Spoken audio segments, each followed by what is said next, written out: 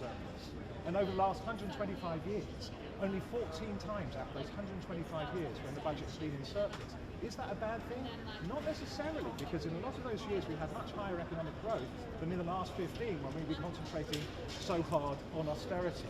The Chancellor's job is not just to be a steward of the public finances, but also to regulate the economy. And what you've got to think is when the government's in deficit, that means the private sector's in surplus and vice versa. So when the government's in surplus, that's not necessarily a good thing for households and firms. So on the one hand, people want the public finances to be steady. She'll want to reassure the markets. She doesn't want the bond markets to take fright like they did in late 22 after the Trust mini budget. But it's not. It's a bit of a false dichotomy to say if you depart at all from your self-imposed fiscal targets, then the markets are going to sell off. They've changed those targets 10 times in the last 15 years. And what are they anyway? Let's just think about it. The government says in 3 years' time, we want to be spending less than we're getting in on day-to-day stuff like benefits and civil servant salaries. Okay, so that's been a promise now since around about 1997. The number of times that promise has actually been met? Once. Yeah. 2000, 2001. Like forecasting the weather. That's right, exactly. Because you can't control world events. And what use is it to have somebody give you a forecast 3 years from now, which is very likely not to come true? So just to give you one example. Does the OBR get too much power? Well, there is an argument about that. We have a situation where the OBR, which has been there since 2010, we didn't have it before 2010, everything hangs on its forecast. And there's a question here as to whether the forecast tail is wagging the economic dog. So you need forecasts to work out what's going to happen to the public finances when you take your various measures. But to start with a forecast 3 years from now and work backwards and then set your policy based on that, a lot of people are now questioning whether that's a sensible framework when you have to plan over a much longer time frame. If you want to hit net zero, for example, you've got to plan over 20 or 30 years. And he's saying the expectation is that it will settle nerves on the markets. The ultimate test is whether the voters like it. I'm interested in your suggestion that this is a progressive looking budget that will please the backbenchers, because there is a story in the Times newspaper today, quoting a YouGov poll, that actually, you know, those lower income families are not actually where the bulk of Labour's support is now. And if you freeze tax thresholds, you're actually hitting the middle classes in places like London who are actually voting for Labour. Think of the things that you would naturally associate with a Labour voter. If we're going to be really general about it, decent salary, yes, you'll be paying more tax under the thresholds that Andy was just talking about. Maybe if you've got an electric car, you're going to be paying a bit more tax because there's going to be a charge per mile if you've got one of them. And one of the really interesting things that's perhaps a bit misunderstood about this budget is when you speak to MPs from both sides, particularly Labour MPs, they think that scrapping the two-child policy is the right thing to do. They don't think it's popular. The polling actually suggests it's really unpopular with a lot of people who might actually be Labour voters. So there's a lot in this that's going to be really complicated, and I suppose the ultimate test over the next few days, when people at home sit down and use the budget calculators or figure out all the things that are going to matter to them, is do they feel, one, they're better off, and two, do they think it's fair? Because a lot of people, I suspect, will be prepared to pay a bit more tax if they think there's a benefit from it. The danger for the government is that with the smorgasbord of taxes that people kind of slowly realise that they're paying a bit more, and with the spending already set out, they don't feel like they're seeing benefits. Well, our special coverage will begin at around 11:15, just ahead of the Chancellor coming out of the doors of number 11 this morning. You can watch it all here on BBC News. Let's get a look a little bit wider at the British economy and what it's going to mean for businesses. Here's our correspondent, Mark Ashton.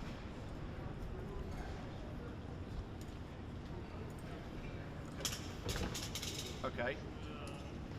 What's next?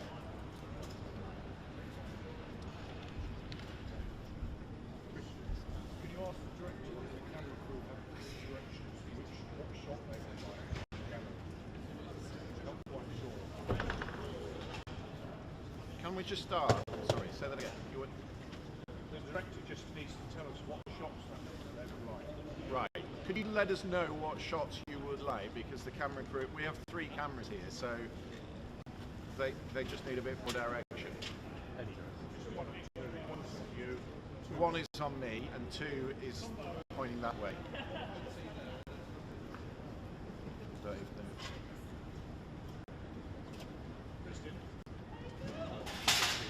Yeah. Yeah.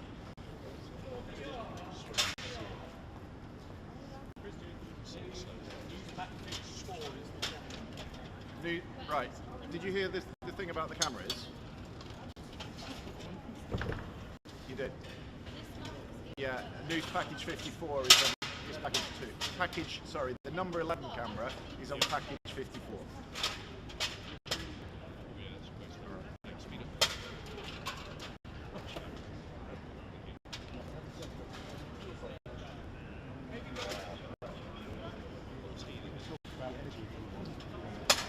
I'm going to get a minute's upside to get us into a break because they're going to opt us away and then we're on the stream for 15 minutes. Oh, we're going to keep going. Okay, all right. We can talk about energy, we can talk about the bond markets. If you Yeah, let's do that. I'll try to explain it simply. Yeah. Right. Okay. Yep. Sorry. And Vicky Spratt is here, so we can do housing as well. Oh, do we don't have a third mic, do we? No. We can bring her in. Fourth. Yeah? Fourth mic, yes. Sorry, yes. I'm not an economics.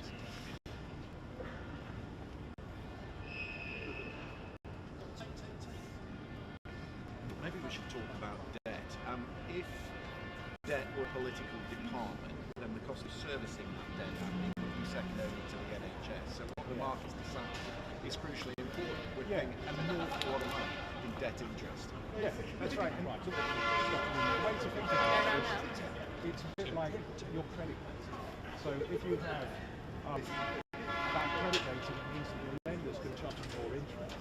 So simply the bond markets evaluate the prospects for the UK economy and set an interest rate that they demand in order to compensate themselves for their risk. If they think that the UK Chancellor has poor credit because we're not sure how she's going to make her fiscal targets work, then they might charge a higher interest rate. The signs are so far is that they've been charging lower interest rates in recent weeks, which does suggest that her efforts to appease the buyers and sellers on the bond market have been reasonably successful. When you look at the polling, Nick, the polling actually suggests that people would prefer to pay higher taxes than go through another period of austerity. So they want better services. We need in the country a more honest conversation about how we pay for that. Do you think that gives us some room for this fiscal consolidation? You're going to hear the Chancellor say, I suspect she'll say it in the Commons today, that there will be no return to austerity. She's going to make a really big thing today about introducing swinging cuts, like the Conservatives have called for, to balance the book. So yes, in that sense, I do think she has some cover because people look at public services and quite often question why they're not working. The best example being the NHS, there will be more cash for the NHS in the budget today. However, I do think we will see some cuts. Don't know exactly what they will look like, but one of the key areas that's been discussed is obviously welfare. The government wants to bring down the cost of welfare, it's really struggling to do it. Because Labour MPs were on board with the plan that was announced earlier in the year. But in terms of how you view the big picture with this budget, with the Conservatives saying that one of the big problems here is we're just spending too much, the state's too big, we need to reduce the size of it. The Chancellor's rejecting that argument. She's saying that we're not going to have big spending cuts on public services. We're going to focus instead on tax rises because we think austerity there would be damning. Vicky Spratt has just joined us. She's the Reading Society correspondent. One of the headline things that is trailed quite heavily is a mansion versus tax rate. What's that going to affect? Well, this is something, there's been so much clarifying about this budget and lots of rumours, but one thing we do consider is a new property tax. It looks like it will be on homes worth over £2 million, many of which are in London, which of course is a Labour stronghold. How will it affect Labour is a huge question. How will it affect the market? I think it's a question of which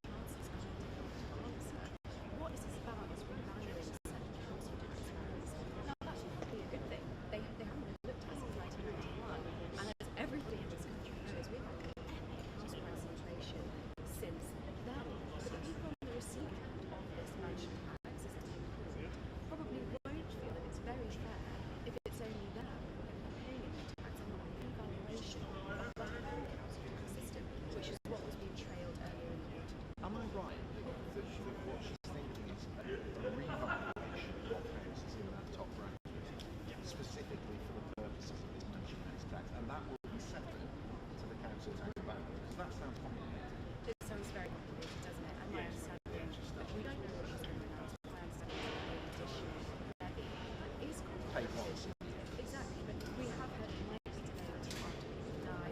That sounds a lot like inheritance tax myself, and I think that's how people feel about it. So inflation reaps other students today. She does anything really new people are going to pay that inflation tax. So I think how it's implemented matters. If it's annual, for the people who maybe live in those homes where they drive worth 2 million plus, that might be a lot of money. It might be asset rich and cash poor.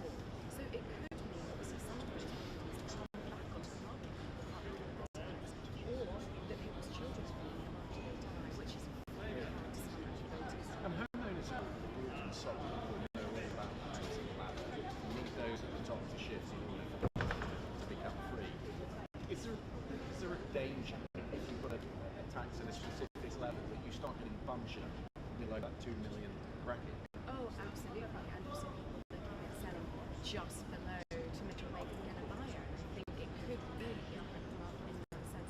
What I would say though is lots of economists I've spoken to are actually in favour of a revaluation of the system as a whole, because we've got properties in London that are worth much more than they were in the 90s. And people in other parts of the country paying far more proportionally than some owners in London. So I think just doing it at the very top of the market is probably the right thing to do in practical terms.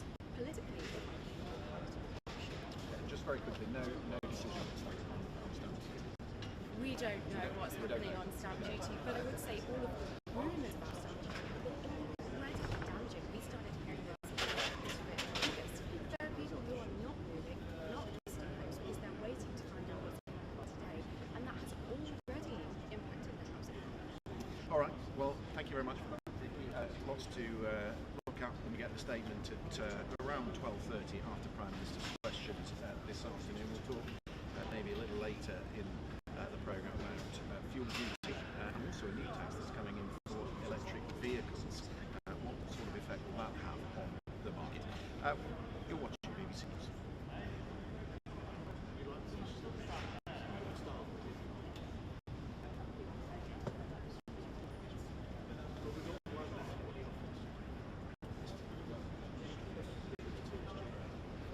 Yeah.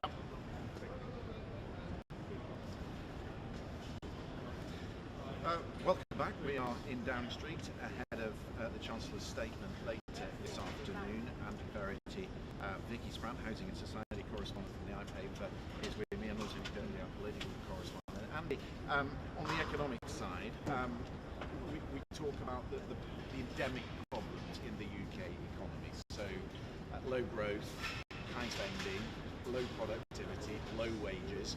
Why are we in this sort of doom loop? And why are successive chancellors, I don't lay the blame specifically at Rachel Reeves' door, but why are successive chancellors wary of reform?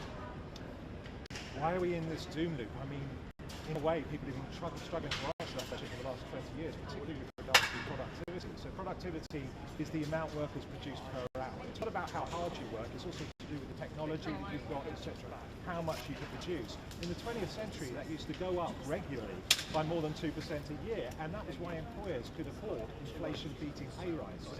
But since about 2004, it's been struggling to get off the ground. There are questions as to whether we're measuring it correctly. But this illustrates the point I was making earlier. By downgrading its forecast for productivity, the Office for Budget Responsibility puts Rachel Reeves in a situation where she has to find another £21 billion.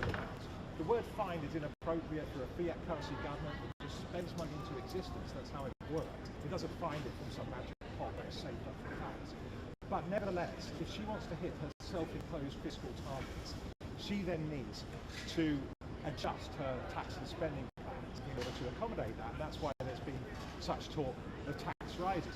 But as for the doom loop, you can put it down to a lot of things. I mean, you've got a huge generational inequality, which Vicky was sort of alluding to, where house price rises redistribute wealth upwards from young to old and from poor to rich. And what we've had over the last 25 years is super low interest rates that have made credits really cheap, which have pushed up prices. Also government policy, which has pushed up prices even further. And you have this horrible misdistribution of space where the people who need houses, young families, can only rent, and the people who don't need them, older folks, baby boomers, have nowhere to sell down to. If they could downsize to suitable properties for people getting older, needing care, then that could be a different situation. But we have a frozen up housing market, which doesn't work to serve people's needs. So that's one of the long-term elements. Another is just private indebtedness. The private indebtedness that's taken off alongside house prices has meant that we're vulnerable to crises like the 2008 crisis, and we are totally reliant on interest rates now. So we raise interest rates in order to control inflation. Who does that hit? It hits the people who borrow the most, young people. Who does it benefit? It benefits the people who save the most, older people.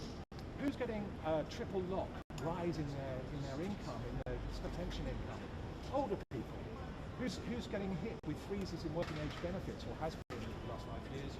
Working age. So these generational differences are becoming yawning, and the politics of trying to appease the grey vote has left young people very frustrated, as I'm sure you can agree. It's very well, it is difficult that gap, isn't it, between wages and rent, and that specifically affects young people. A lot of young people here. Absolutely, and it's a huge problem. And it does relate to electricity. I wrote a piece yesterday which found that people are now spending more than 50% of their income on rent in London and close to that in other places. That means that they don't have money to spend on other things, to do other things. It's a huge problem.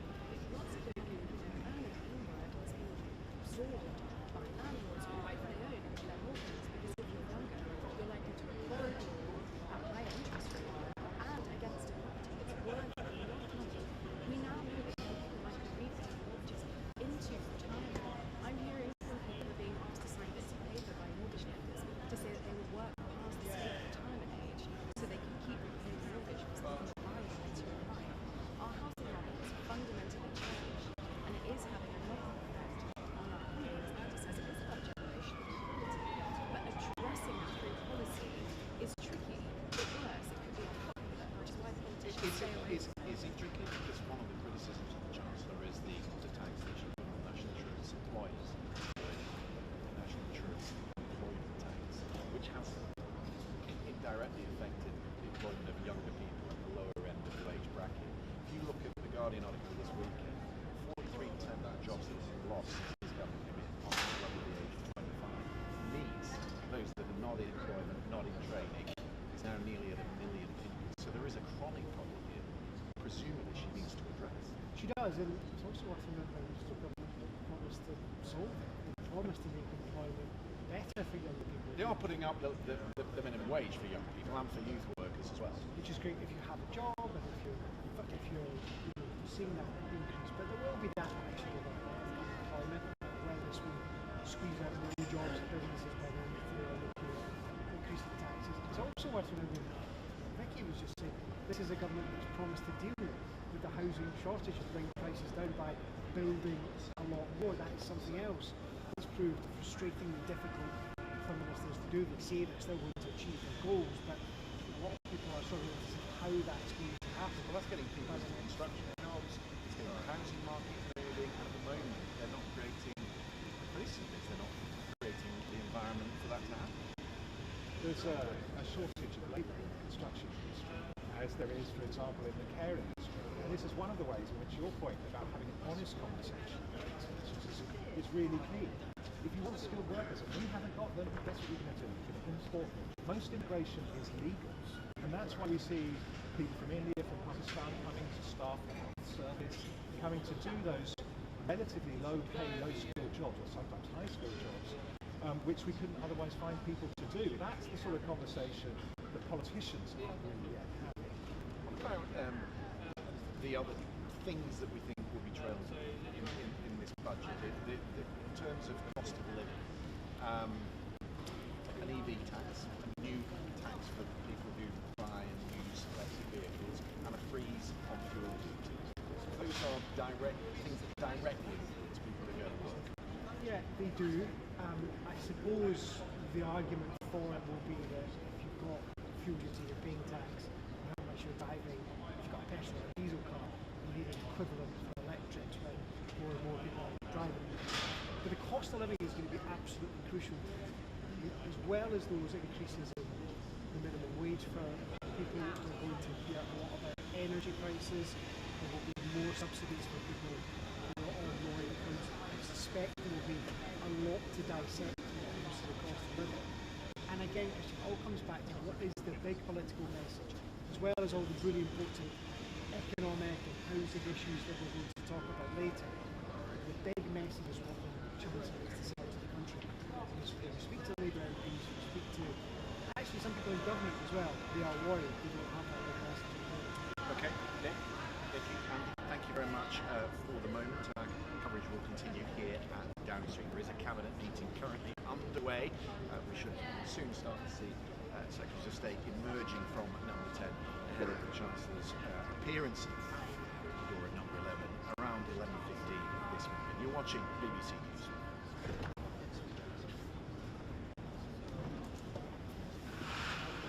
You need to give me a bit more direction. You were telling me it was going to a SOT and then we were going to a break, and I don't know what SOT.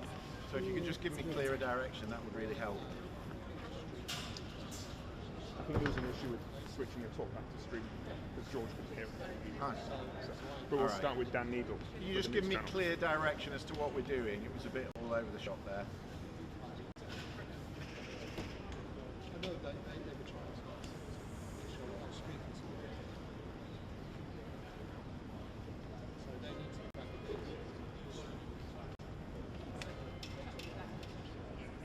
I'm not hearing output. Chris Page, who? Who else?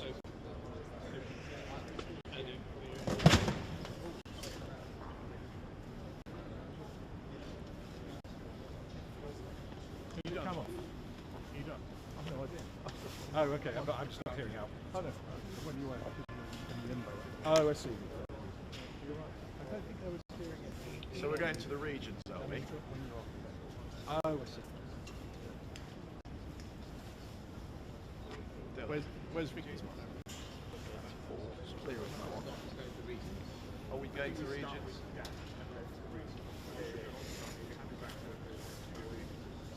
But Dan Needle first, then the regions. Dan Needle first? Well, I've just been told the three people first. So. Okay, we'll do the three people first. I was told this one.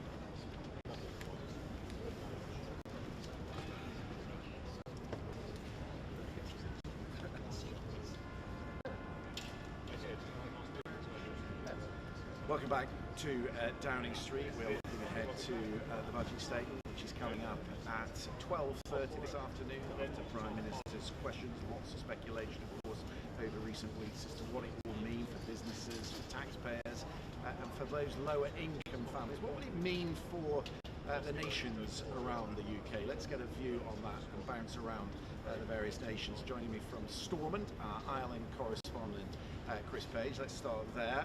Chris, tell me a little bit about what you were expecting and how that might appertain to Northern Ireland.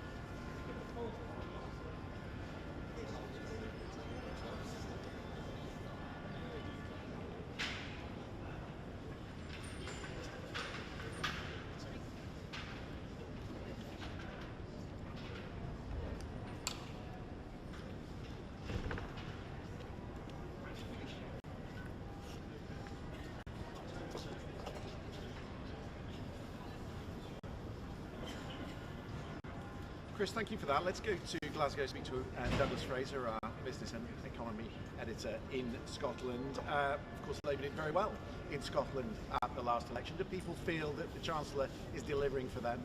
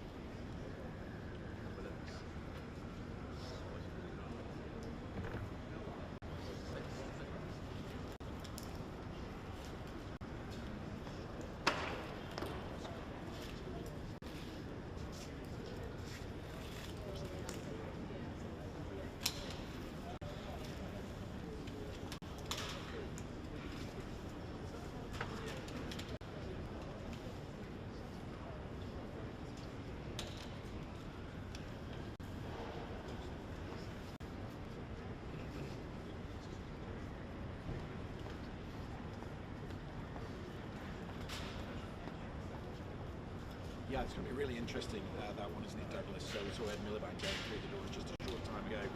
Questions shouted at him regarding that, because he was certainly an opponent to easing those licences in the North Sea. Thank you very much for that. Let's speak to Hal Griffith, who's in Wales for us. If they're nervous in Labour in Scotland, they're certainly nervous in Wales, Hal.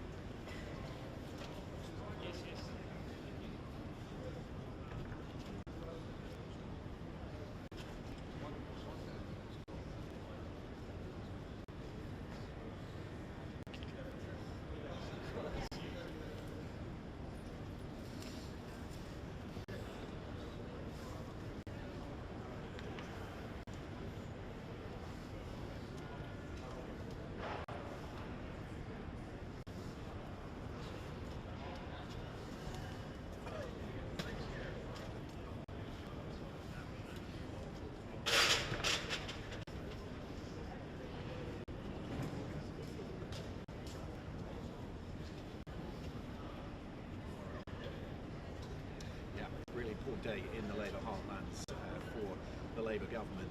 Hal, thank you for that. Thank you also to Doug and to Chris. We'll continue to keep an eye on the reaction in the regions and nations around the UK today. Let's get an expert on tax, a view on what's going to be in the budget today. Dan Needle is a tax expert. He's the founder of the Tax Policy Associates. Welcome to you, Dan.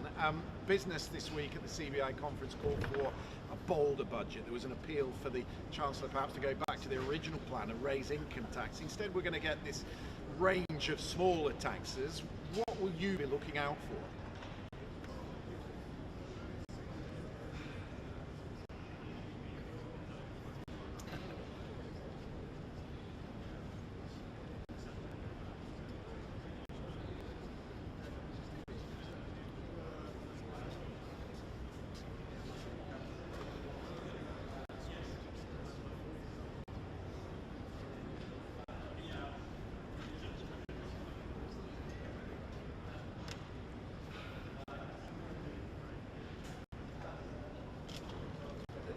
People saying that she's got to stick to her fiscal rules.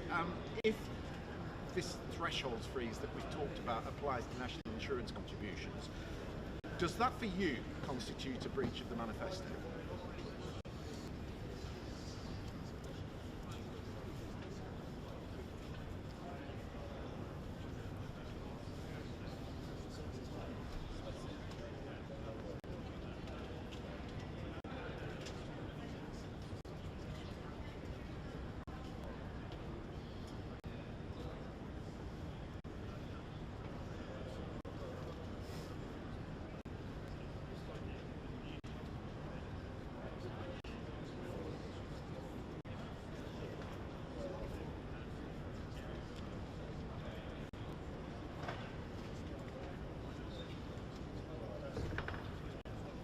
Talk about one of the other issues we've not really touched on, and that is this heavily trailed policy of bringing in a cap on pension contributions and on salary sacrifice.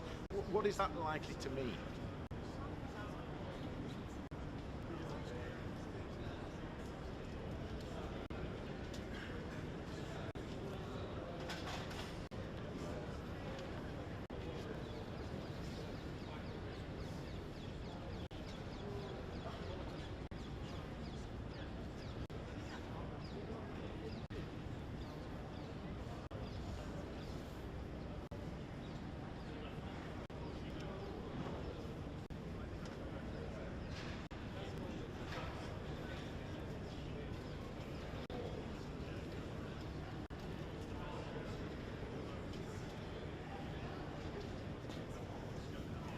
Dan Needle, tax expert, thank you very much for that. Let's get a macro view, shall we, and join Ben Zarank, who is the Associate Director at the Institute for Fiscal Studies. We're going to hear lots today about headroom, and I want to be very sure that we all know what we're talking about, because we do presume a lot of knowledge on the part of the viewer. Can you explain to us what this buffer is and why it is needed?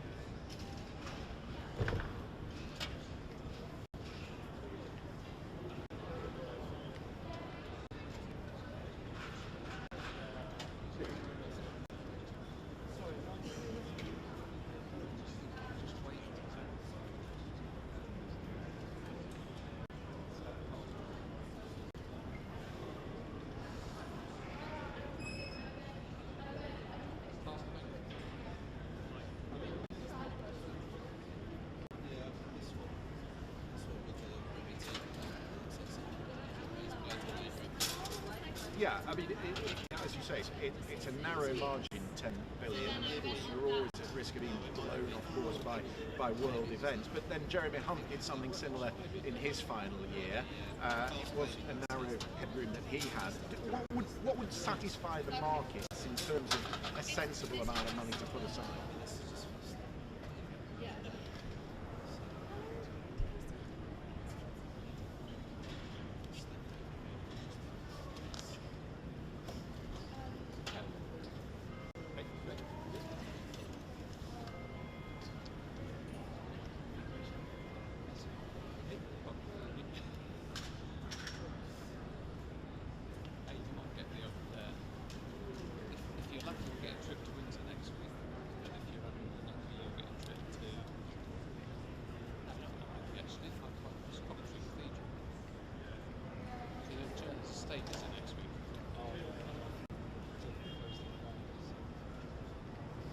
Ben Zaranko from the IFS, thank you very much for that. We should inject just a little bit of optimism for a second. We talk about the problems with growth, but there was some suggestion this week at the CBI conference that in fact business is sitting on investment, and in quarter one might be ready to spend as long as they get a break today. So they'll be watching very closely what comes up in the statement. Around 12:30, we're expecting, just after Prime Minister's questions. We'll take a short break.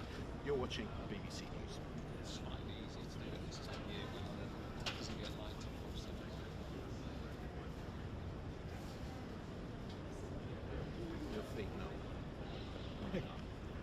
Stupidly with sensible shoes. I should have come in with big problems.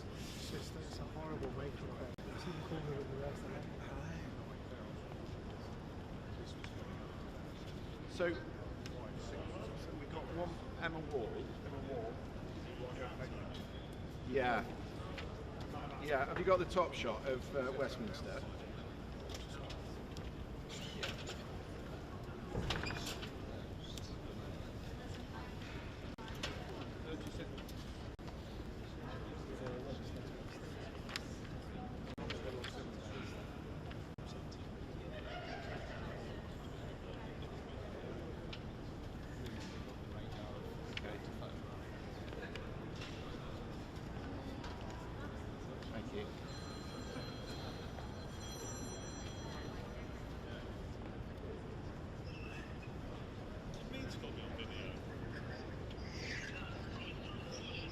Welcome back to Downing Street. We're standing outside number 10 where a cabinet meeting is underway. We should start to see the government emerging very shortly after they've been given their instructions of how to sell this budget, and of course we'll be learning perhaps for the first time what this budget, this statement is going to mean for their departments. We're fidgeting here because it's very cold. It's a frosty morning in Westminster. Let me show you the picture around Whitehall. In fact, we've been hearing the horns of the tractors, which here, of course, the farmers not happy with what came out of the last budget and how it affected them. There is actually a cordon in place around the Palace of Westminster today, but you'll see that just on the edge of that cordon there, the farmers are gathering a couple of tractors in the rear there.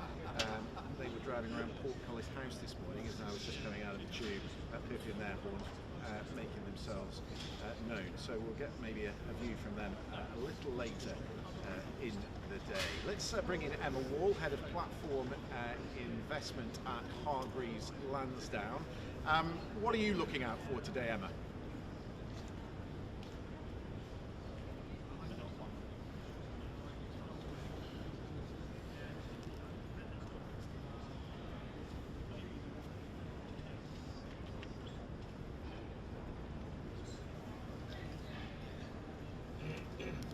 What about pensions? We were just touching on that with Dan Needle.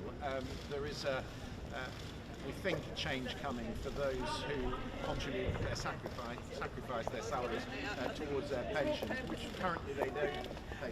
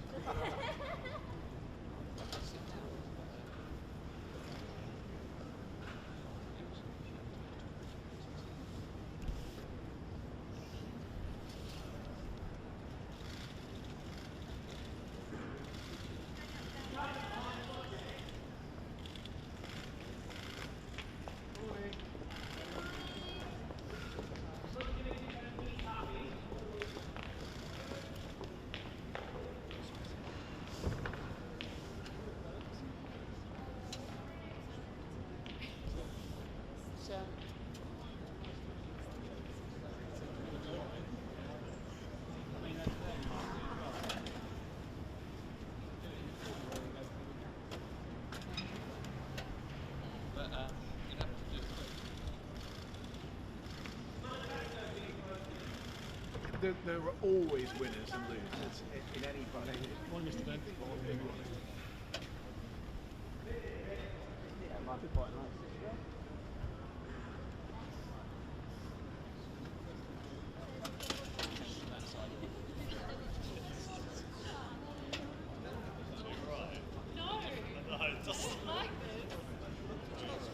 I don't understand this.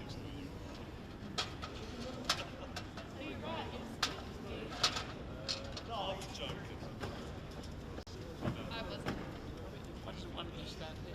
I know what's standing. No, because it was a bit of a last minute, arrive and then they arrive, okay?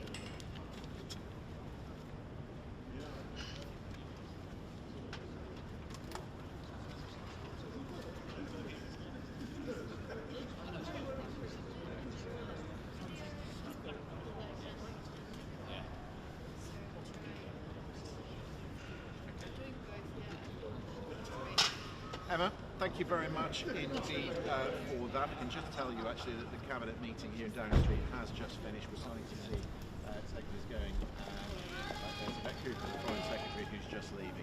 You're watching BBC News.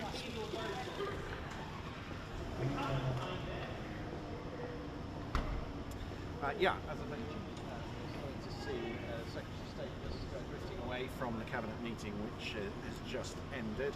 Of course, they will have been given their instructions today how to go out and sell this budget to people like me and all the media that is gathered here in Downing Street. I'm perhaps learning for the first time what this budget will mean for each of their departments. Let's speak to Atul Kochar. He's a chef and restaurateur, owner of several restaurants across the UK. Welcome to you. Let's start by looking back. What did the last budget mean to someone like you running a small business? How did it affect you directly?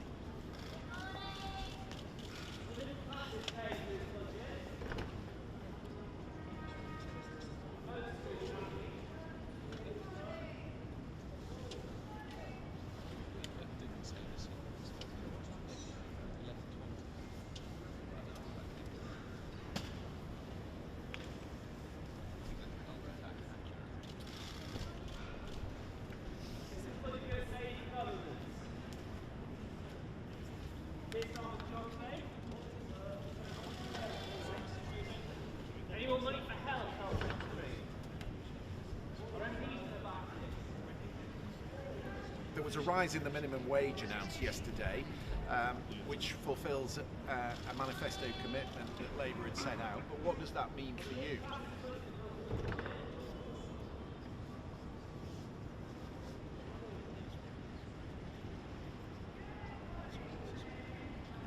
No, but you can keep it for if they say something that isn't towing the line tomorrow or Friday. That's what you're there for. Thumbnail Paul. Your 3-day-old picture, what you used to do.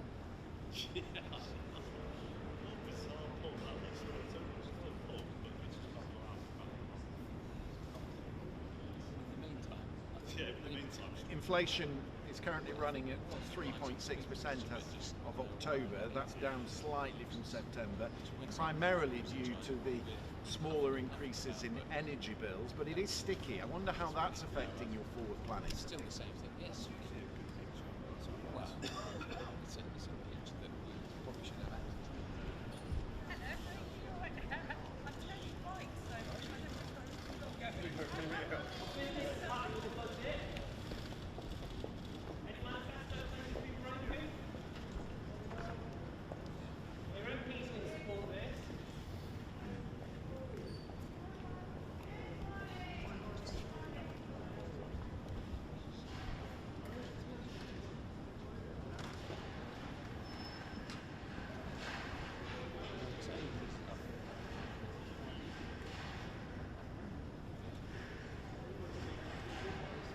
I thought, Coach, restaurateur, thank you very much for that. Peter Carr, the business centre, the latest to walk out of the door of Number 10. In fact, he was the first here this morning because, of course, what will be set out later today will have a direct impact on businesses around the country. So let's go to Bradford and hear from Emma Vardy, our news correspondent, who's gathering opinion today, Emma.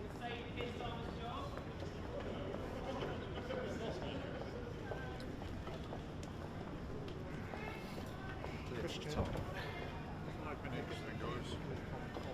Sorry? Right. Right.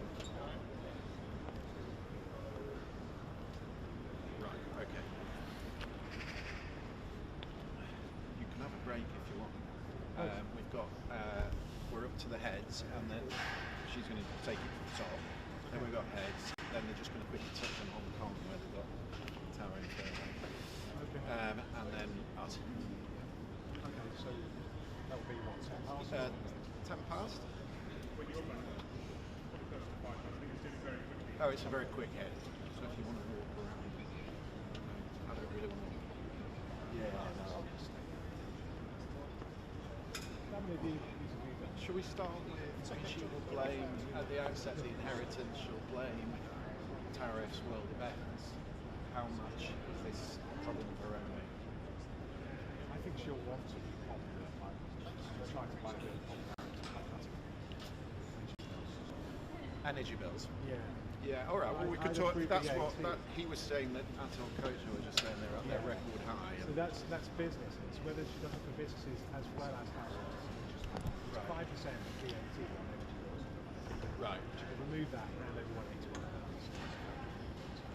Right. You know, Yes. but it's now thought more likely that she will remove the energy, the green levy, thank you, and transfer that to general taxation, which is more progressive. So she can then pay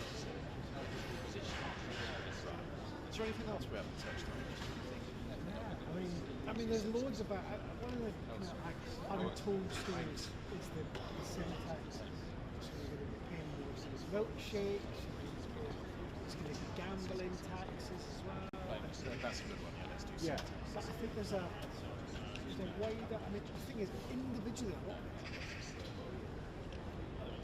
all together, there's so many pitfalls. There's so many small things that just become past the tax. Yeah. past the tax.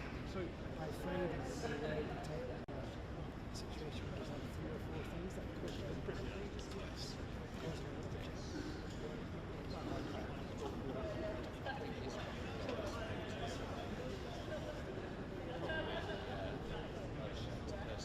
there's a possibility that she gets back. She's still treated. That she gets banked. Yeah, yeah. Right. Well, like a windfall tax. Yeah, we're currently transferring about £22 billion a year to banks. By doing something you don't need to do, then you're paying interest on reserves. That could be reduced. It was reported that she was looking at that. That's been advocated by Reform and also actually on the left by the Greens. Right. So it's a sort of mainstream versus right and left debate. You know, so basically they're saying the banks are being fed a penny, you know, and they've got record profits. The share prices are all-time high, but they look at curiously not to look at it with extra tax. So it may be good news for banks. You know, with that money, she could easily vote in 2 child benefit payments and have ready to spend and have more headroom. Yeah. That is a good one to do. Let's touch on that.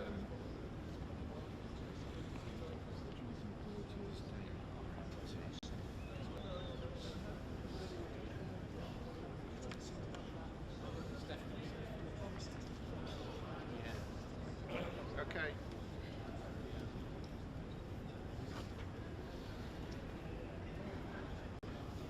Live from Downing Street, I'm Christian Fraser. This is BBC News. The Cabinet meeting is underway. No, that's changed. The Cabinet meeting has just finished here in Downing Street ahead of Rachel Reeves' budget announcement, in which she will lay out her tax and spending plans to Parliament. We've got special coverage. The Chancellor says she will make fair and necessary choices to ease the cost of living. Will it be enough to ease the concerns of the markets?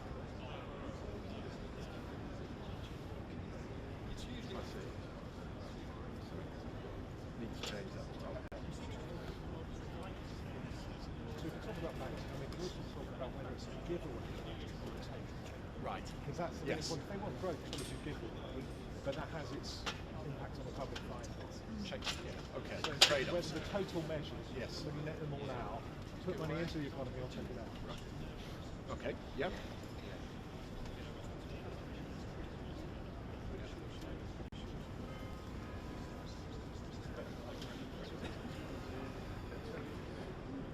Get one of each of these before we do.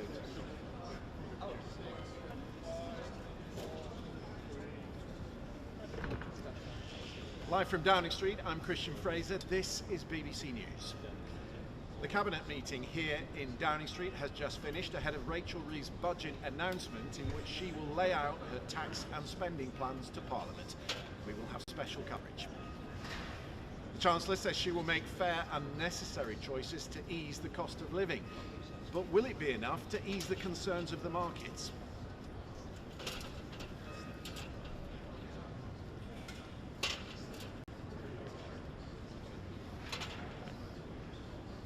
Okay.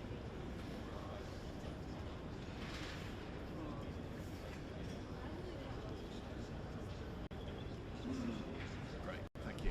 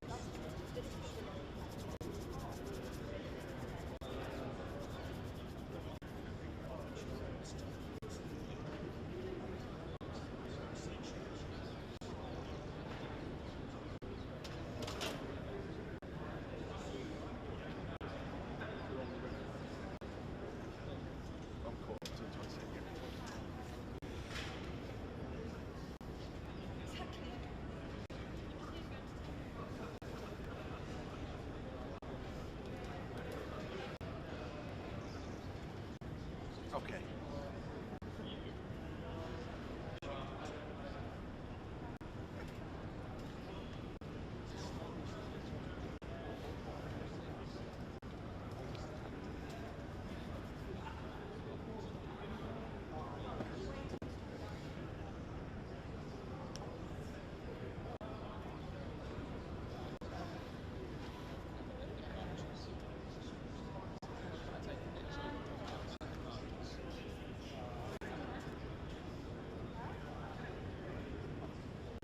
Hello Lewis, good morning everyone. It is budget day. We are in Downing Street in front of number 11 where later this morning Rachel Reeves will step out with that famous red box and a budget that will shape our fortunes but perhaps also hers and those of the embattled Prime Minister who lives next door. This is a budget that has been through several revolutions already. For at least a week the Chancellor was floating a 2p rise in income tax, then publicly abandoning it, which left her with a conundrum: how to fill a £30 billion hole with a list of much smaller measures. And therein sits a more fundamental question. Why isn't this new government, with its thumping majority, using this moment to drive big reform? Traditionally, new chancellors set out a bold, multi-year vision. The criticism has been that Rachel Reeves has boxed herself in early, setting high expectations while giving herself only the narrowest fiscal room to deliver them. The result is a package that most likely will focus on short-term pressures rather than that longer-term strategy. We'll see later today whether it suits the markets and indeed whether it suits the voters, which of course is the critical test. With me is Andy Verity, our economics correspondent, and also Nick Eardley, our political correspondent. Cabinet's just finished their session this morning, heading off to spell out what it will mean for their departments. I think when we hear from Rachel Reeves today, we'll probably hear her blame the inheritance she was given and world events, the tariffs that are coming from Washington. I don't think anyone really envies Rachel Reeves' job in trying to balance measures at the moment. But how much of this is of her own making? Well, look, I remember standing here before the general election and saying that whoever was Chancellor was going to have to do difficult things. You might remember the experts at IFS saying before the general election that politicians weren't being honest about the trade-offs to come and the fact that tax rises were likely to be on the cards unless they were going to be switching nuts to public services. And I think politically, one of the mistakes the Chancellor's made is to make big promises. This time last year at the budget she was saying that extending the income tax threshold freeze would be bad for working families. Well, she's going to do it today, even though presumably she still thinks it's bad for working families. So there's no doubt that Rachel Reeves has made some decisions that have made her life harder.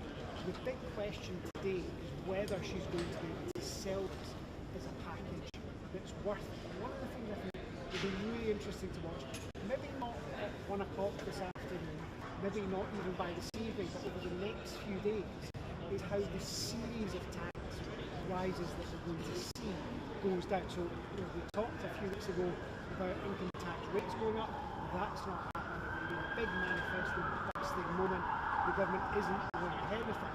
I've been looking at a list of some of the things we think are going to happen. Some of them confirmed, some of them highly likely. So the sugar tax is being extended. So those tax thresholds are going to be frozen for an extra couple of years, and that will impact on millions of families across the country. We think there's going to be more of a cap on tax-free pension contributions. There's going to be a mansion tax on more expensive homes in England. There is going to be a pay-per-mile scheme for electric vehicles, higher gambling taxes. There's going to be the restrictions of how much you can save tax-free into an ISA. There is a lot in there that could become a bit controversial, maybe a bit unstuck, and in that sense, it's still a pretty high-stakes budget. But when you set all that out, we can always think back, those of us have done this before, to 2012, the so-called omni-shambles budget of George Osborne, which actually days later was unpicked. Is politically more risk when you're looking at various other things that previous chancellors have actually looked at and discounted? Because there are no new ideas in the game. My hunch is that this will go down fairly well with Labour. They'll have enough in there that they can support it. However, a big caveat to that is Labour MPs are a pretty restless bunch at the moment. When I go 5 minutes down the road and chat to them in Parliament, there are so many who are just so angry with the way Keir Starmer has been running the show over the last 18 months that if there were a big controversy to pop up over the next 48 hours, I don't think there's any guarantee. Why does that matter? She stepped off the decision on income tax because of the pressure that it's going to backlash. That isn't something around. They've got a front majority. They're in the early days of this parliament. Why does she need to listen to those propositions? One word, welfare. They do have a thumping majority. Remember a few months ago when the government tried to do some pretty controversial things to bring the welfare budget down. What happened? Despite that thumping majority, enough Labour MPs turned against the plans that they had to put them on ice and postpone them for 18 months. One of the reasons, by the way, the Chancellor has to find a bit extra cash today.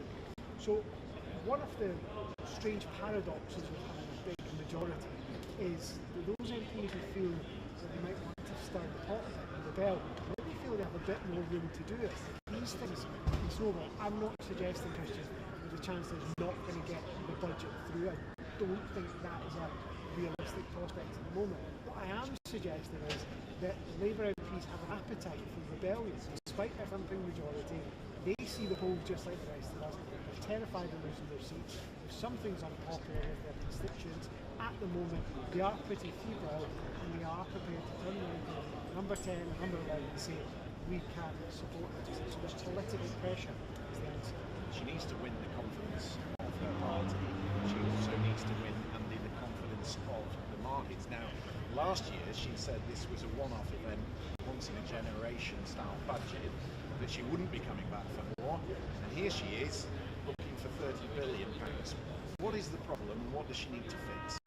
Well, I mean, the problem is we don't have growth at the moment to bring her the tax receipts she wants in order to put the public finances on the right footing. And here there's a straightforward trade-off between the public finances on the one hand and the economy on the other. If you want economic growth, you can't be taking money out of the economy, you want to be putting it into the economy. So one of the things I'll be looking for is this a takeaway budget where tax rises and spending cuts are higher than the reverse, or is it a giveaway where you're giving more away in tax cuts or spending rises than the reverse? And that's key, because if it's a giveaway, she's got a chance of getting growth off the floor. Let's not forget, it was 0.1%. Unemployment, 5%, as you mentioned. The under 24s not in education and employment, 946,000. So there's all reasons for Labour MPs to be wound up. Another reason is facts. Excellent.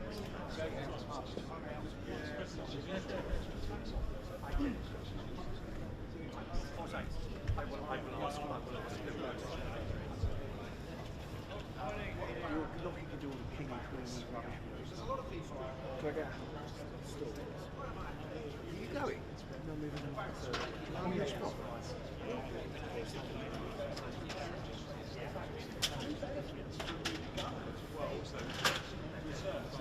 Oh, good to hear.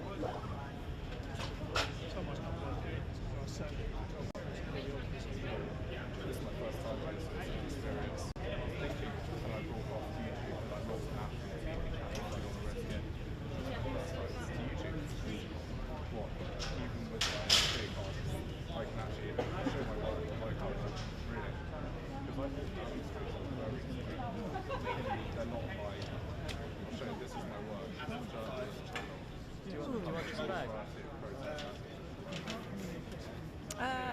Who is? I'm trying. Oh dear. It's a queue. I'm trying to get. Oh, this are fixed. you? Okay, I'll wait. Just gotta wait for this to be moved.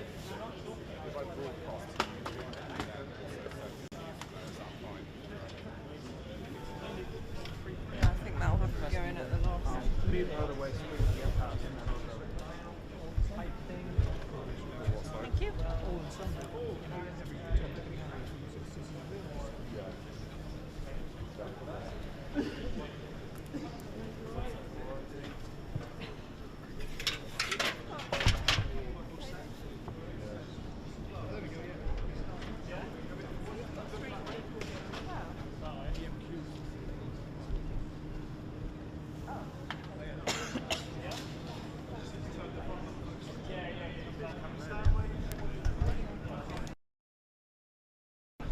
Come back in 15 minutes and say 10:30.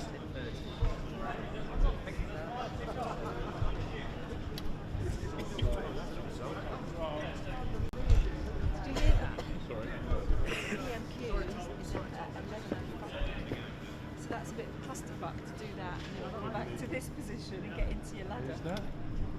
PMQs. 11:05 is leaving. Yeah, that makes sense. He leaves first. So it's really shit. I mean, the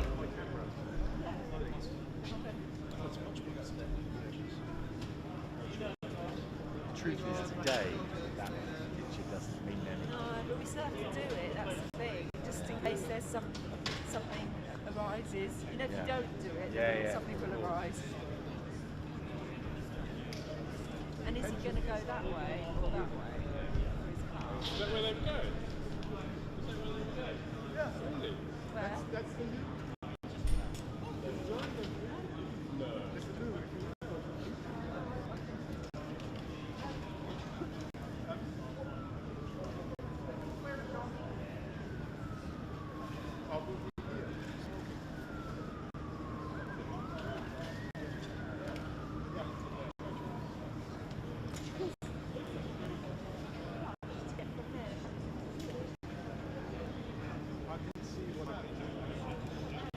If you're hanging around.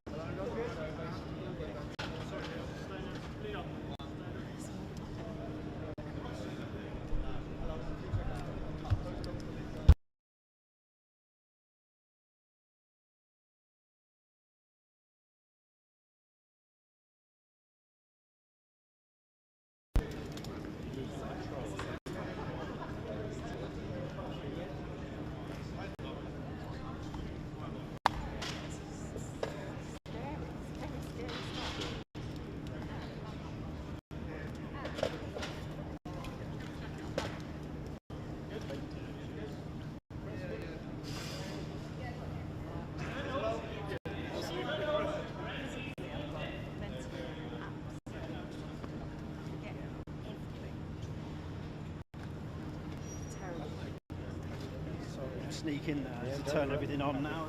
Sorry.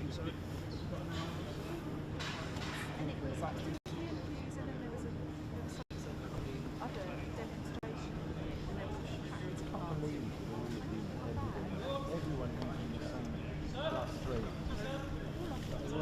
But they were.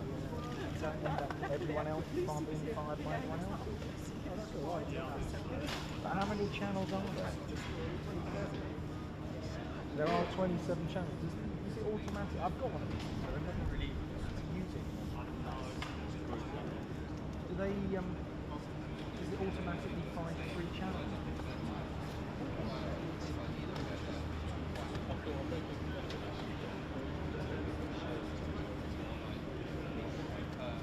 Thought actually the latest R3s, R5s, R1s, they're being built in.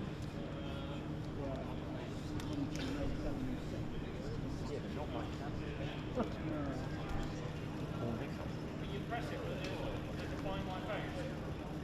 Morning. How are you? Yeah, good. Very good. I'm sorry, the heating wasn't turned up this morning. Yeah.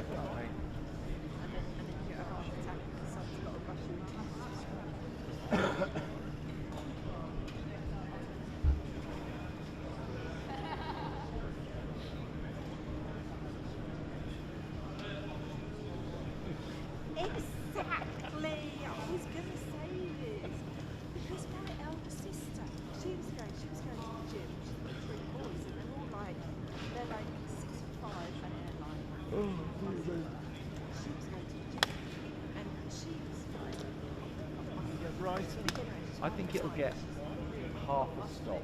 She was Right. just like, you know, I went to Spain in the summer and she's like, the swimming costume like these like Popeye muscles. And she's like, yeah, well, you know, I go to the gym and I do this body pump and I do swimming and I do. And I was like, I'm driving. Anyway, since then, she did her back in, she's done her ankle in, and then she did something to her eye, so she's now not allowed to do any exercise whatsoever. She's got some contact thing that's been caused by too much pressure building up in the eye from too much weight or something. And then like it's just something that happens when you get older. So from the summer when she's like little Miss Popeye, she's gone to just like, oh, I can walk and that's it. So I'm like, yeah, it's just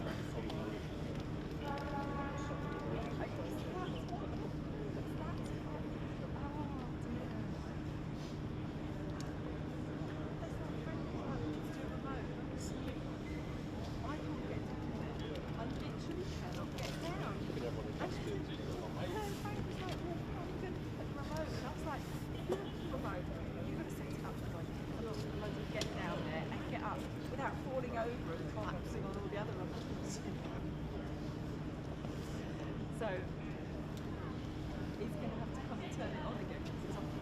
Meanwhile,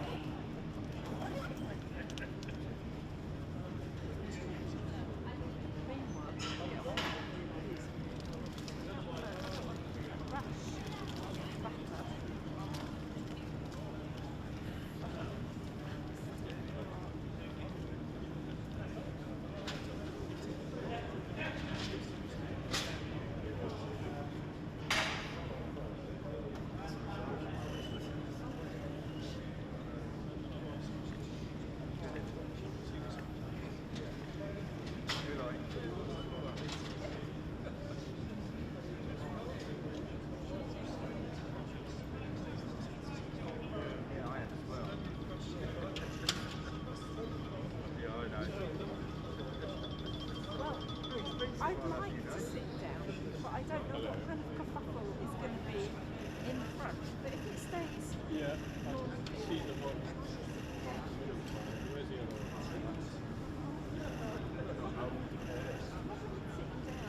Yeah, this is a good line. remind me to press the button. Yeah, I don't seem to be firing. But I will try and sit because I think it's fine. She's quite short, so she might be roughly 11. So it should be alright. Sit. That's Victoria and that's Tolga.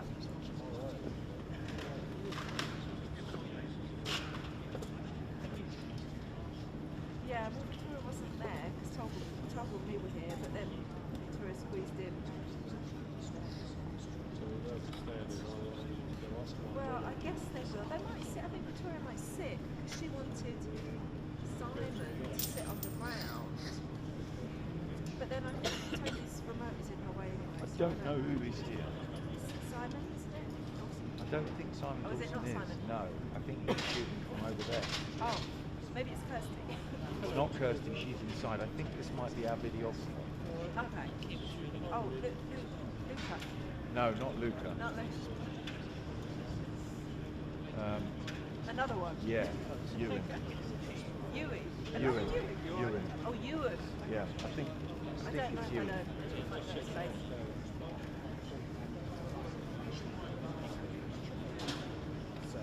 I don't think I'll need to do any more. I guess this accepts just where we try to.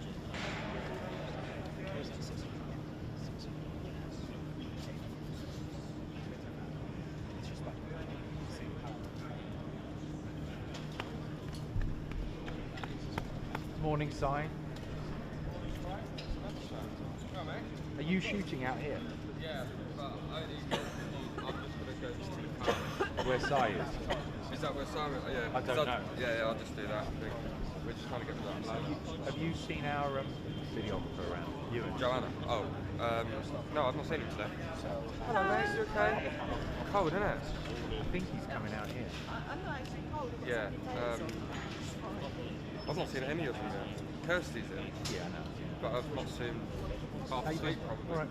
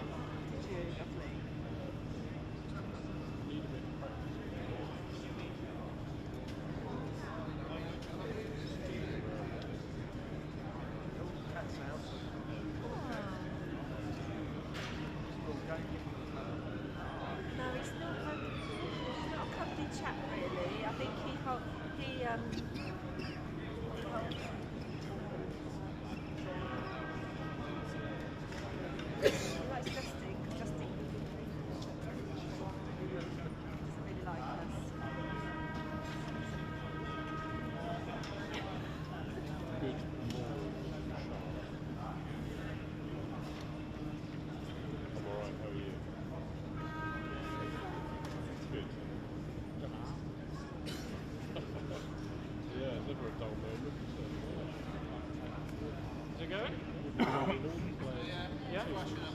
Cool. Excellent. Phone's going as well.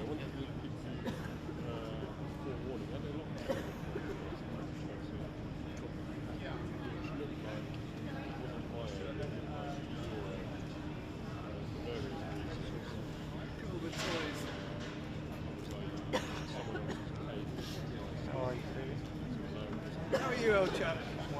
Surviving. You need a hat.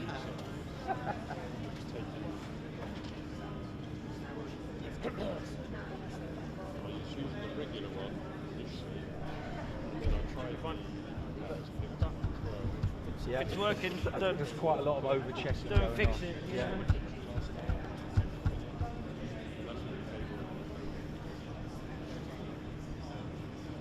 So I've experienced that sort of thing before. Normally, points at the server, but I'm not convinced it's a problem on my end. Like I said, I know the cable is fine, but someone else.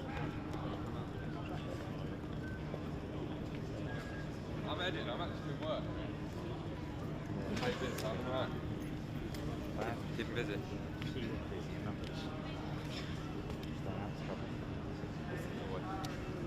What trouble are you getting in now? Always. Right. No, I've just said how's life been? In business? Travelling a lot? Too busy.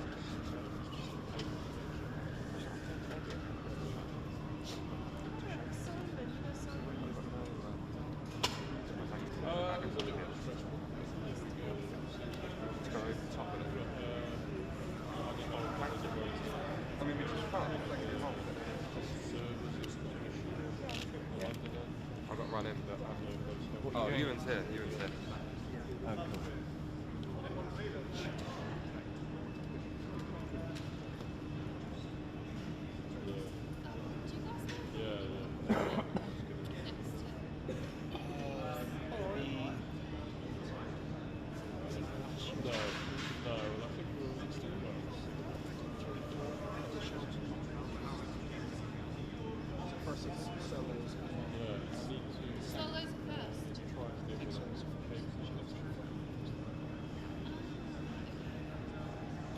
Never had a problem before, so I've got the normal tests, and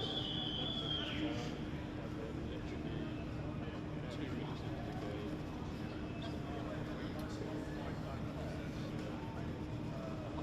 spot. There's a spot here.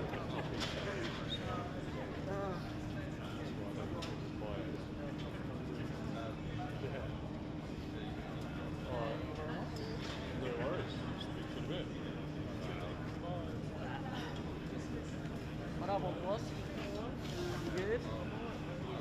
Universe. Star One. No, sorcery. You're not higher up in the French hierarchy. Sunk in the depths of the.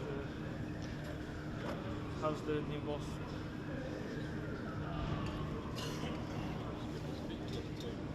Who's the new favourite?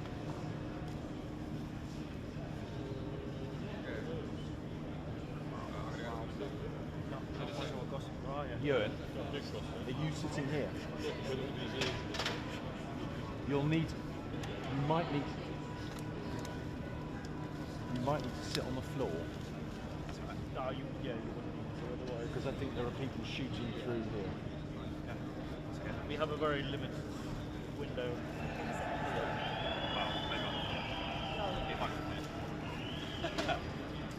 Who's shooting inside, Joanna? Yeah.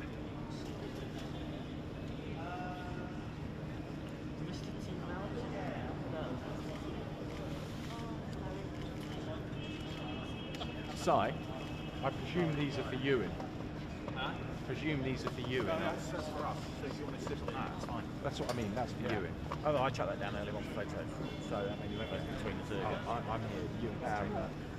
You're shooting from the side, are they? No, I'm just going to go down there. Cool. Cursing like this one, that one, so I wasn't sure. Fine. So I've chucked the remote down. Lovely. Slow shutter speed. So it happens. Yeah. Alright. Oh yeah, I better tell them. Looking forward to domestic. Which one? Do you know? Not sure. There's some nice domestic stuff. Slowly getting there. Bit of process. Yeah, a painful one. It's quite nice days like today. So I'm just like, whatever. Where do you want to go? Yeah. Don't care.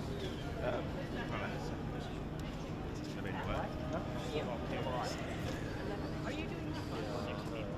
But I don't want to get out of here. It's very tight to get out, to get back in. So it makes more sense for me to go out this way. And we've walked in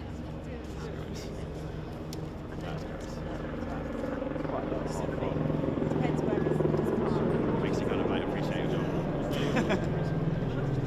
What time are you here?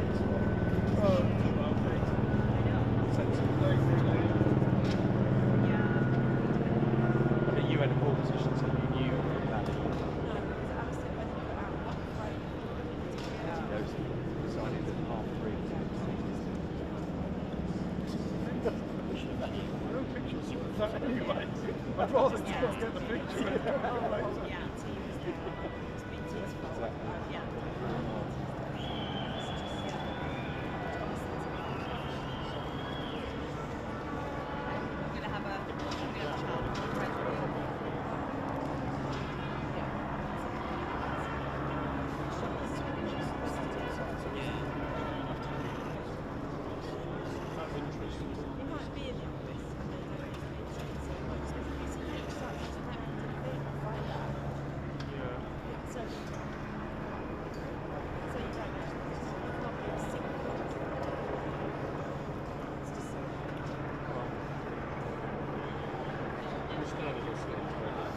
I will try to sit down if I can, but I'm waiting for Neil to finish his thing so that I can take my stuff. Yeah, I mean, ideally, I should be sitting down. If there's enough room for me to sit down.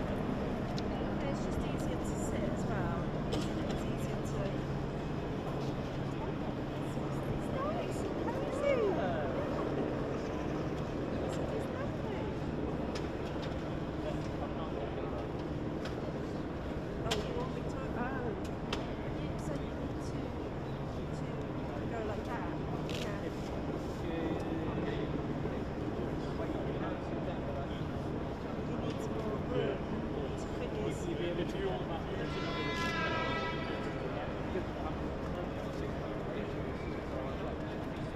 Yeah, so you need to be more like that, like that.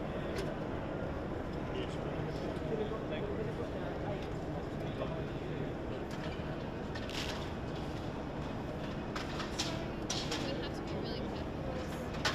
Oh man. I had a yes and then the next day a no. That's devastating. Okay, you good? Yeah, I'm going.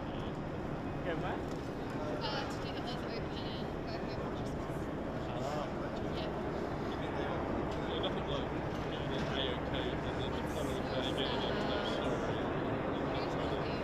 I don't know. Yeah, and I think it's certainly because they get Oh yeah, yeah. So then we catch you from the down still.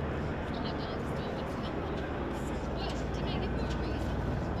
Money. We're trying to save money.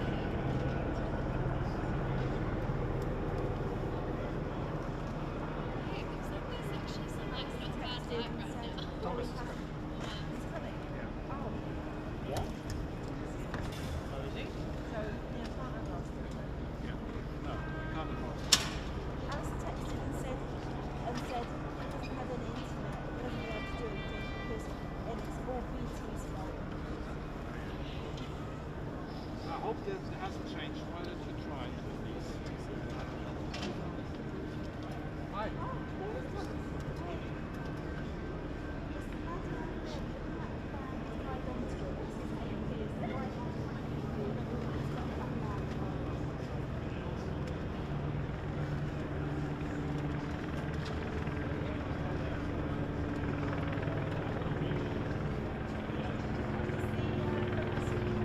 Think so? I haven't changed it.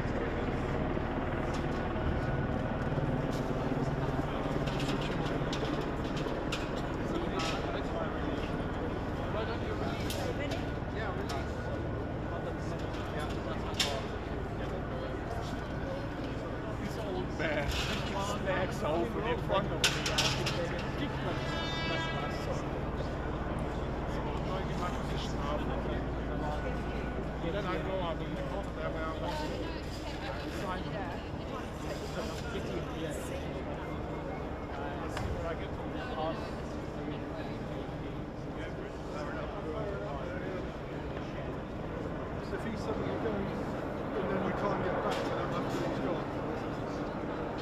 Yeah, I am. Very wide step, make sure they're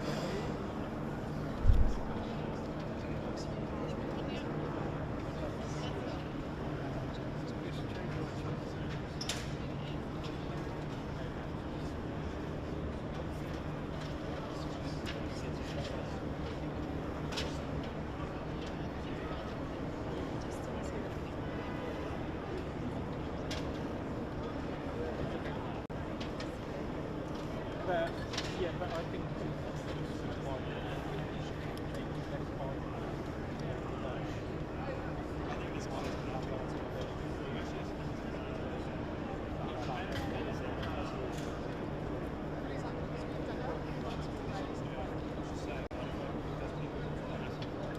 switched on.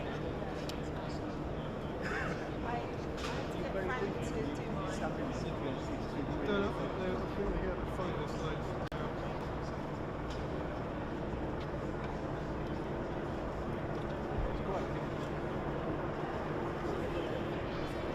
The light is definitely lifted.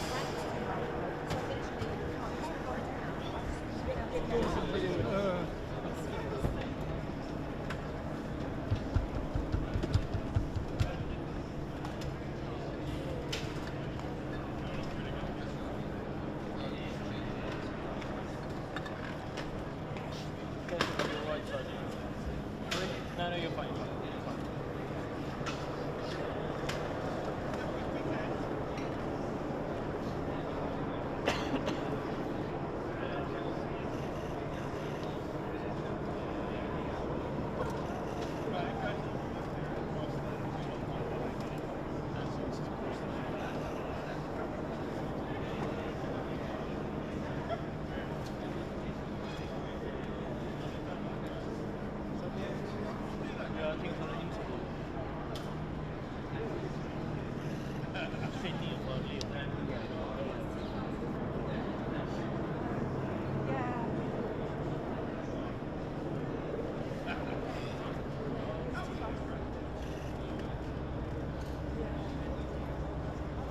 things on an internet skull shape. I'm not sure if one thing about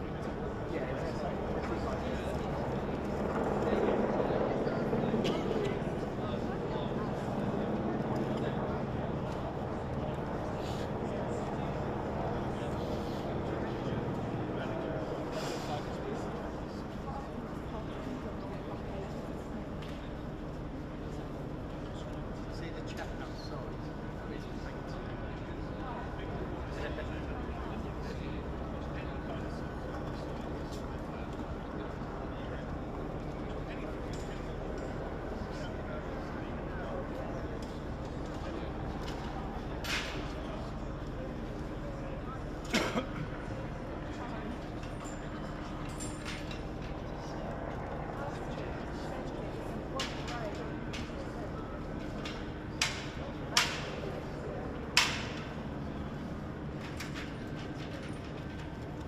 James is going to stand on that ladder. No, Oh, that's a shame. We might have a funny episode. He falls off. he falls off. Is it that one? James's ladder over there.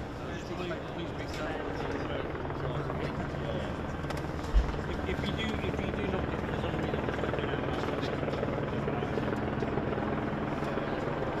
Hey Tobes, how are you?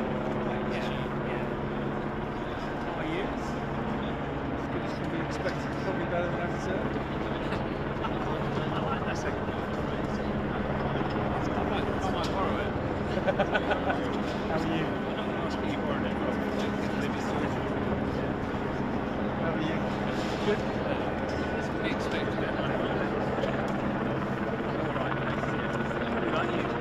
Relatively hanging on in there. Yeah. Don't reinvent myself at all. Well, that's the problem. Just Yeah. Hanging on until the end. keep some of the remaining tools in the armoury and not try and learn any new tricks. Yeah. I saw there was It's not the various ability not to new learn, it's just positions in your place advertised. The what? Going some new roles or something. Was the job an existing job? Yeah, Isabel's got it. Who's got it? Isabel. Spain and London she was working in. She was AFP for a while. Okay. Holly was probably would have been in line, but it's also the timing. Australia. Yeah, she's Australian. And she's Australian. Who's editing? Who's picture editing? Whatever they call it. Well, all of this stuff is just done around the world. Poland mainly this time of day. Poland for European times. So there isn't. Who's chief in London? Suzanne. Oh right, still. Well, I know you're not doing travelling jobs or PM, but some of the travelling jobs, if it's she's likely to do this Hannah or me, I think. Sure, that sounds like which is fine. The only downside is it's one of those things that every time she travels, something happens over here, and she needs to be in charge over here. So we always like shut my eyes when last 3 trips. Oh really? Synagogue.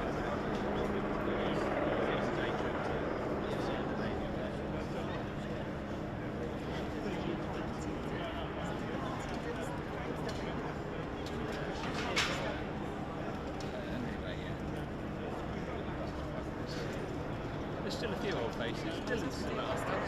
Is he? What's he doing?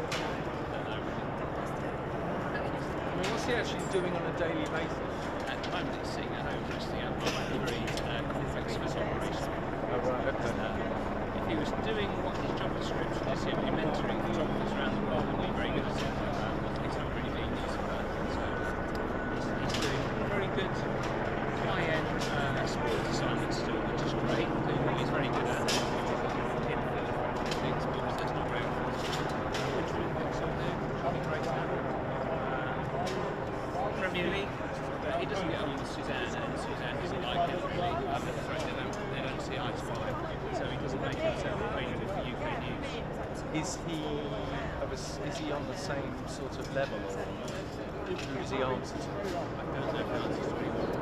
But honestly, I don't know. Because Ricky's gone, hasn't he? He's going. Oh, right. Dylan might have been answering to him. I would have thought so. Is Ricky being replaced? I think he probably was. Because he was like global or something. Frankly, he was toothless. Yeah. Oh, he didn't. There's other people who did much more influential, helpful things, visuals. Well, they were doing the heavy lifting, and he was sort of there. I think he could help out, get people out of trouble and manage to help do the evacuation process for families out of Gaza and stuff. Where staff as they wanted it. Right. So that stuff was very important. Generally, for promoting pictures globally, he wasn't very good. But what do I know? I wouldn't want any of those. So Dylan isn't coming in the office, going in the office? Or? Yeah, he's in the office loads, but just looking at a screen. And he likes coming in the office when he's been working, which is weird. Like being out of mind. Dylan. I think we've got one full photo. It's got Hannah now, isn't it?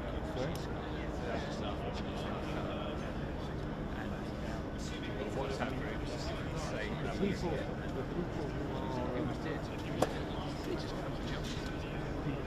who are going to be directly behind you are currently wearing Hello. PM. They just so when they do have left in attendance, no, I do both at the same time, so I'll be as quick as possible now. I get out of your way, Steve. Sorry.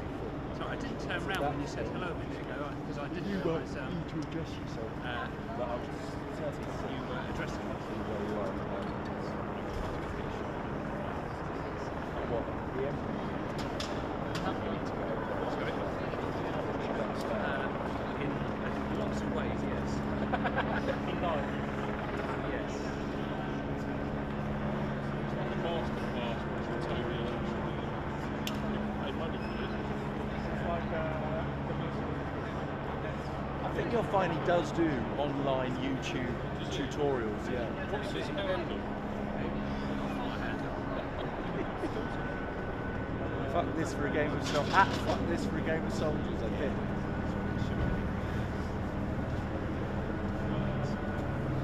Is the exposure going to change in the next hour? I think you're probably set because it's gone up by at least half a stop in the last 2 hours. I think it's about